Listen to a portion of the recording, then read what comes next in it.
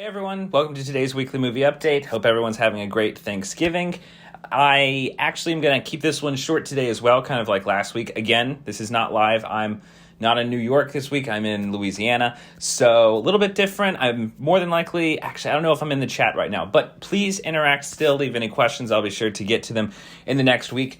Going to do things a little differently here. On Fridays, I go on to a Louisiana sports show, kind of for the last segment. I kind of do like what I do on Weekly Movie Update, but in a very condensed way, kind of like a fun way to end out the week of their show. It's run by a good friend of mine. He hosts that show. So I'm in town, and what I'm going to do today is I'm going to run the video segment that I did. Actually recorded it today. I'm recording this on the 24th of November. So it'll kind of give the breakdown of everything that's going on in the Alec Baldwin case, give some stuff about Will Smith that he's kind of put out some new stories while he's doing the press for King Richard. Also, it's doing a bit of just kind of looking at the Thanksgiving weekend, looking at the Thanksgiving holiday, because there's a lot of cool movies coming out. We're starting off the fun Thanksgiving stuff.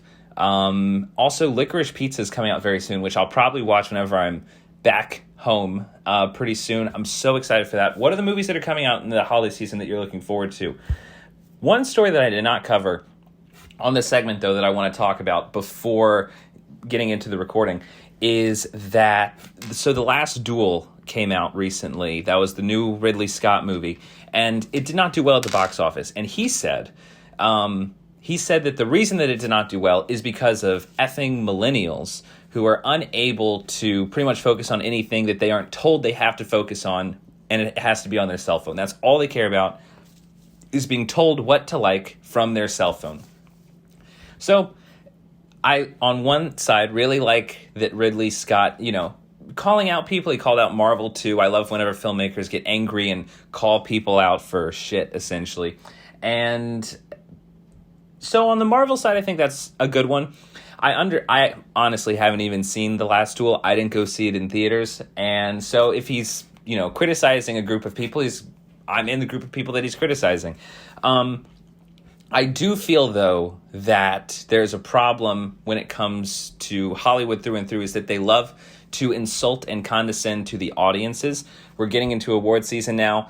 This is going to be something I'm going to be talking a whole lot about, because that is the problem with all award shows. That's kind of the biggest problem with Hollywood, and the gulf of respect between the creators and the audience themselves. You see it in kind of like that Fauci documentary. Go and look at the critic score and look at the audience score. Look at the Chappelle special. Look at the critic score and the audience score. This happens so often. There's a huge list of instances in which the institution of the film industry talks about the audience with disdain and disrespect.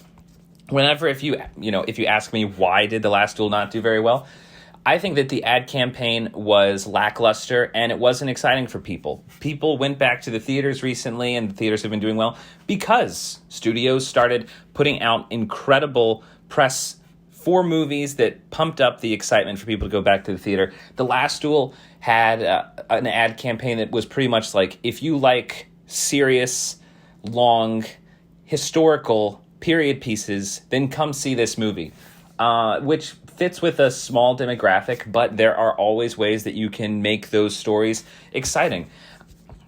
Ridley Scott, I'm pretty sure, did very well with his Gods and Kings, which was set thousands of years ago, talking about, Egypt, like the Egyptian civilization, and that did pretty well at the box office. I don't think that it's a wise strategy to shit on the audience ever. I think that's a bad idea. I think it's most of the time. Actually, I can't think of a time where it is true. Do you know of a time where ever, like, a filmmaker was pissed off at the audience, and rightly so? I don't think that's ever a good strategy or a correct strategy. If they had better marketing, then I honestly think more people would have gone, because more people were going to the theaters.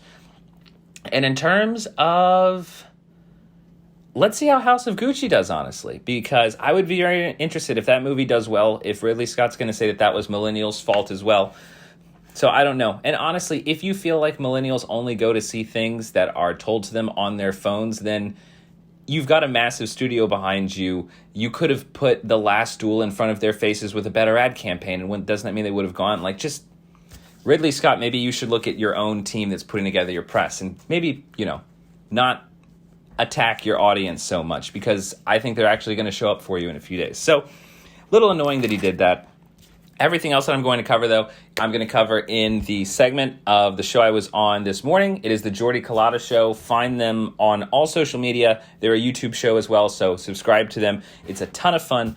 And, all right, let's get into it. Nathan Velasquez is back here down south in South Louisiana. It's good to see him in the studio, as he has been here a couple of times, and it's good to have him back. Good to see you, bro. How are you? Good to see you. I'm excited to hear about this. What, you're calling it the noodle? We're going to check out the Jordy Collada noodle later today? The new UDL. The new UDL. We are upgrading and getting new digs, man. Finally going to get out of our parents' basement. Well, how long? That's under a year then, right? 8 months. Wow. Whoa, it's only been 8 months? months? Moving on up, like a Jefferson's, baby. That's right. Insane. Yeah. East so side. hopefully we should be up and active by Christmas. Definitely by the new year. So hopefully the next time you come back down and visit family, we'll be I'm right actually supposed to be back around the Christmas. Around the go. Christmas Perfect. holiday. Wow, There that'll be you cool. go. Perfect. That'll be really cool. That could be our timeline. So what part of town is this in? It's going to be on Government Street. No, Okay. it'll be open. It'll be open to the public. Is it? Wait, are we still going with the undisclosed location? No. No, we Disclosed. just did that. I don't He know. just Okay, gave away. that's what I was about to say. That, Yeah, and I kind of thought you set me up for a joke there, and I tried to play it into the face of it. Still Government's a big street. anti-suit. Government's a big street, though. You're We still haven't been anti-suit? Still Yes. anti-suits. Yeah. You know what I There mean? you We're go. still hiding Good. out from the suits. But, Good. Hide in plain sight. Yes, we will be doing business for sure. Place will be open for commerce. Nate, what's going on back here down in Mail some stuff to us. yes. What's going on down here in family? How you spending Thanksgiving? Honestly, just needed to decompress a Yeah, bit. yeah, So yeah. just hanging out, visiting family, friends, and it ended up being there was no planned family reunion, but all the Velasquez family from around the country just ended up being like, Wow. we're coming to Baton Rouge. So Okay. I'm meeting like new significant others and everything. So it's not just like it's hey, a it's big- the it's a family. big Now it's week. like, Ish. hey man, how's it going? Good Y'all to aren't meet you. hosting, huh? The parents are hosting a good bit actually. So Is that but where it's- y'all are staying? Yeah, we're hanging out there. Ish. Yeah, no, we had a conversation last Little time. It's invasion of like, privacy? It feels a little bit like maybe we bite the bullet next time and just get the Airbnb. Like, Yeah, Definitely. the- Wait, so you stand there with your Get the girlfriend room. at the parents' house? yeah. Hey. Well, we're here for a week. In your old bed? No, not the old bed. My parents don't do the They're like. old, they're not old school. Like they don't like. No, they don't separate? keep. They don't Okay, keep nice. the room or anything. They kind of make it so like, okay, your room. I think no. My sister was like, "You're the study now," and then with me, it's like, "Yours is the Nice. guest room." Okay. So like the whole there's It's no, all planned out. Yeah, It's all yeah, planned yeah, out. yeah. There's no shrine. Peppermint on there's the no pillow. shrine of you. In Yeah, the no, none of that. My parents were. They were a little too. That's right. Maybe they were kind of thinking they'd do that, but then when they were gone, they were kind of like, No. "What? So we're just not going to use the room? We're just Right. going to like keep it as there. We got to use this for something." Yeah. So Cuban flair to Thanksgiving with all the Velasquez's in one We're place? Colombian. What are Colombians. you doing? I'm sorry, I'm sorry. Cuban. Oh, now Sorry. I'm coming over for I'm Thanksgiving. sorry. Nobody even touched the turkey. No, yeah, we're doing like because obviously the older generation they never really Thanksgiving isn't in their bones. Sure. So tonight is actually going to be like just a Colombian Thanksgiving get together. Oh, nice. Hey. Well, that's what An I want to all-nighter go at the to. Velasquez's. A little bit of ajiaco. Yeah. Yes. Wednesday's so much harder than Thursday, dude. Okay, Nathan, am I seeing this correctly? Is Hollywood starting to turn on Alec Baldwin? It's a little bit weird. George Clooney came out this week, and you asked me last time we were talking about this. You're like, is this going to go the way of bad news for Alec Baldwin, so he's kind of shoved off to the side and he's an outcast, or is this just going to be lay low for a while and then you come back? And George Clooney came out pretty much saying, first of all, this sounds like amateur hour, this set. He said, everyone is saying that he was given a gun, and the assistant director said cold gun to say it's going to be fine, it's not loaded. George Clooney said, I've directed and produced multiple projects. That's not a term. No one says cold gun. Like, that's not how you Right. give someone a weapon. But then the next thing he said, like, totally threw Alec Baldwin under the bus, saying, if you have worked in the industry as an actor for like a year and you've worked with a weapon, you do not take the person's word that hands you the Sure. weapon. You open the chamber. Sure. You show the chamber to everyone that you might point it at Sure. on the set so that they know that it's going to be safe. So he's like, I have no idea what people on the set were doing or what Alec Baldwin was doing. Just pretty much like, Wow. like he made no legal thing at all. He pretty much was Yeah. saying, as someone who has experience in this industry that can rival Baldwin's experience, that should have not happened. He said it's infuriating that that type of thing happens. That's a big person to come out. Like, well, I feel like when George Clooney speaks, people because I feel like it's especially about Hollywood stuff. Yeah, right. It's because obviously Alec Baldwin's very vocal, so a lot of this on social media has gone political. Yeah. But I feel like someone like George Clooney stepping in really makes it a lot more neutral. Kind of like, guys, we got to look at this. Yeah, this is professionalism. Yeah. And there was a lawsuit last week. Everyone's getting thrown a bunch of lawsuits, but Baldwin got a lawsuit from the script supervisor this week. The script supervisor is the person who keeps the continuity throughout the entire script. So they're looking at everything that has to happen throughout the life of the project when you're on set. She said, suing him for negligence and questioning, first of all, Baldwin's character wasn't supposed to fire any gun in the movie. Wow. Oh, God. But worse than that, Baldwin's character wasn't ever supposed to have a gun in the movie. So there's no accusation. It's pretty much saying, I want Baldwin on the stand answering the question, why did you have a gun? Because you were never supposed to have one. Which makes it a whole, like, before. Whenever this first happened, like, my thought was like, hey, terrible accident. Part of me feels for everyone involved in that chain of command. Like, after hearing that, it's kind of like, I'm going to go back to neutral here. I'm going to go back to, let me we'll reset. see what happens. I need to reset. I don't actually have an opinion. I don't even know if I want an opinion on this. I just want to see what happens. Alec Baldwin's a murderer, dude. Wow. He had it out. I don't know. I don't know about that. I just know that Watch out, YouTube. You just threw that out there, Lloyd. Wow. Well, dude, why's he picking up guns if you're not supposed to and shooting them? Well, I mean, part of it is also there were clearly people that, I don't know if it's the type of thing where a director's kind of like, hey, let's try out this new idea that we want to do. That's very common if they want to do that. And then there's clearly people that were prepping the firearms. But it's strange. It's bad. That's bad detail. It feels like that would not be in the script. It's like, hey, Alec, actually, you grab the gun and you shoot him. I feel like that would be a major rewrite. Alec Baldwin has also gotten a lot of fire the last 2 weeks because he seems very tone deaf to what's going on. There's been a lot of, I think there were like 2 articles that were kind of like, Alec Baldwin's been taking his kids to the park, which is, fair to do. It's been over a month since it happened. You don't have to become a hermit. But he, like, looks fine. He looks like perfectly fine. He's been promoting his podcast all over Instagram. That's what I saw. That's what. That's it's just kind of like, man, you're not making yourself look like you should be favored in this story. For me, it's him picking up a gun and shooting somebody when he should have been touching guns. That is an incredible. That's an incredible detail. No, and you can't claim that. It's like, dude, you were in Hunt for Red October. You've been in this industry for decades. Sure. Like, you can't claim ignorance on this. Like, how did you not follow protocol? Yeah, he's Frank Reynolds on Always Sunny, just picking up guns. Well, I'm happy that someone is finally bringing up the Baldwin. Why didn't you open the chamber? Like, no one's really been saying that. Like, why didn't you check the gun? I just don't get it. I really don't get that wasn't part of his thinking there. It's strange. Is this going to play out, like, publicly?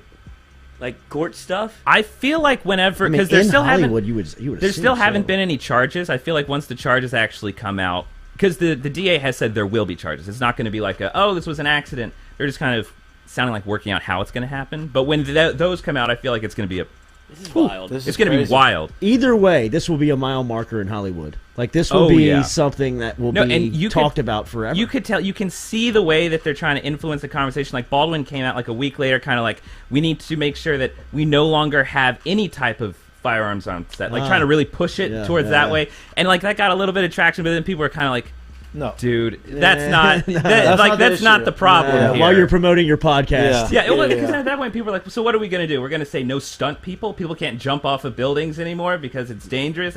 People can get injured in thousands of ways. How would Tom Cruise live if he did that?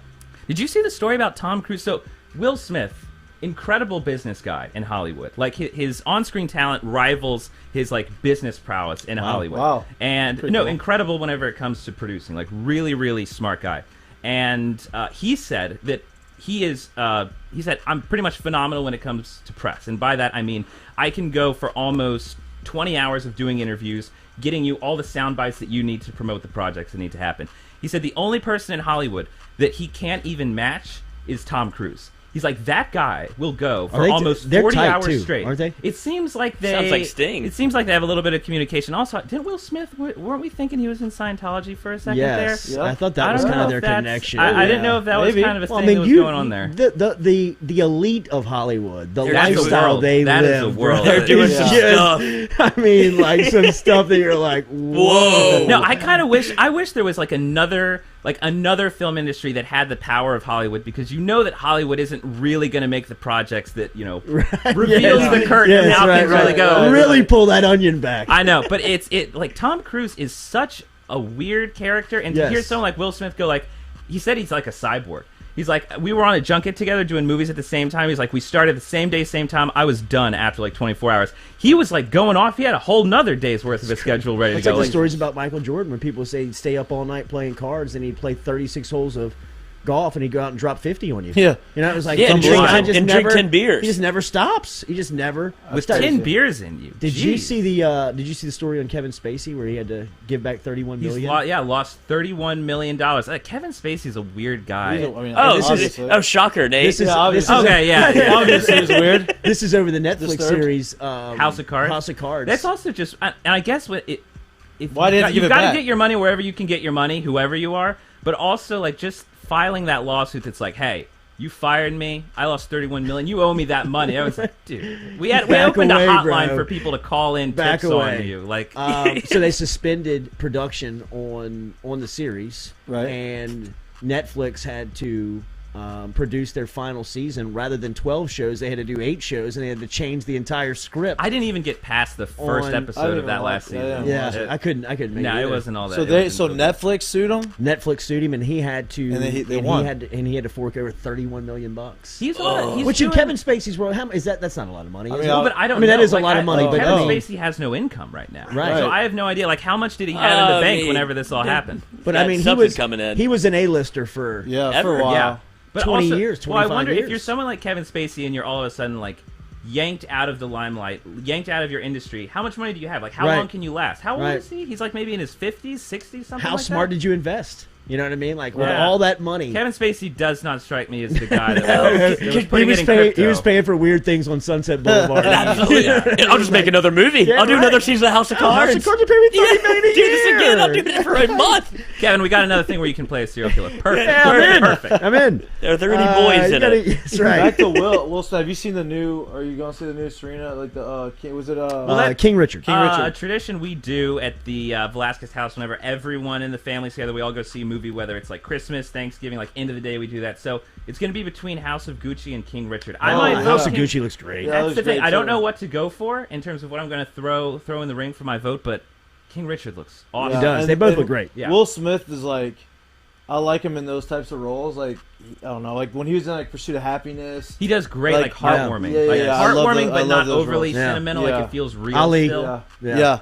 Did you see where also the documentary on the Beatles coming out on Apple TV? I'm fired up about that. I'm really pumped. The behind the scenes it looks incredible. It's like never before seen footage. Yeah. Peter Jackson's awesome at the documentary format. Like, and I think it's over 3 days. It's like a 3-part event, is what they're saying. Really exciting stuff. Didn't mean to cut you off. No worries. It was Will Smith that he came out. I believe it came out on Instagram today. So take that for what it's worth.